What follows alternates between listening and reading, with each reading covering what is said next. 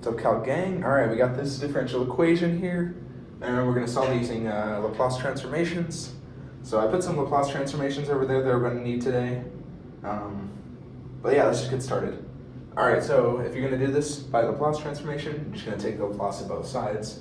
So y double prime is going to be equal to s squared y of s minus s y of 0 minus y prime of 0. And then, minus y, and it's just going to be minus y of s. And then you're going to need to take the Laplace of this side.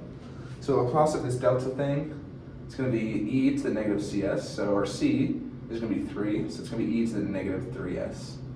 So negative 20 e to the negative 3s. There you go. So now what we want to do is we want to isolate this capital Y of s, and then put everything on the other side and take the Laplace, the inverse Laplace. So let's do that. So let's factor out everything applied to the Y of s. So it's going to be s squared minus s, or s squared minus 1. Excuse me.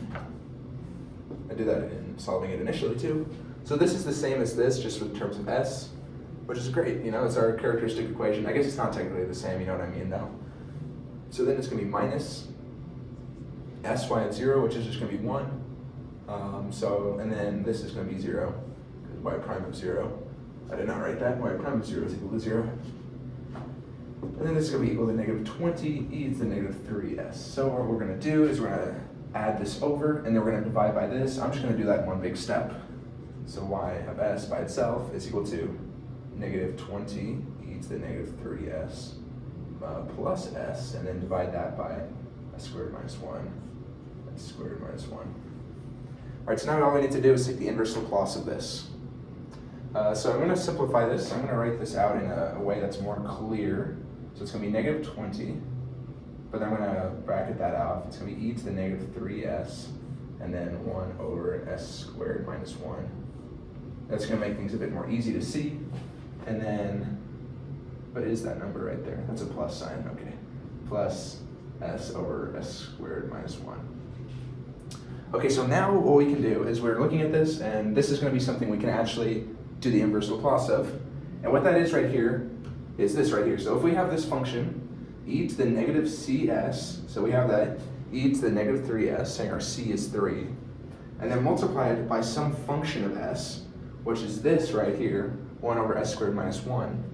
It's going to be equal to u of that constant, and then multiplied by the inverse Laplace of that function, but then shifted by some value of c, which is what we have here.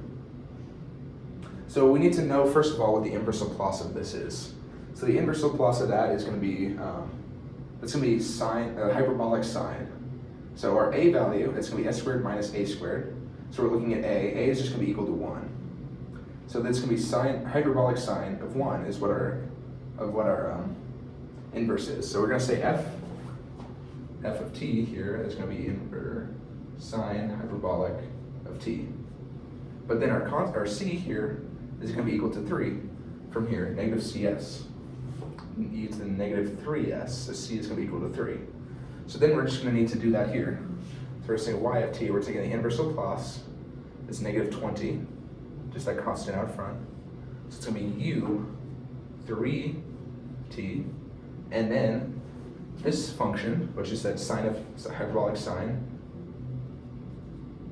of t, but then it's going to be shifted by c, so it's t minus 3.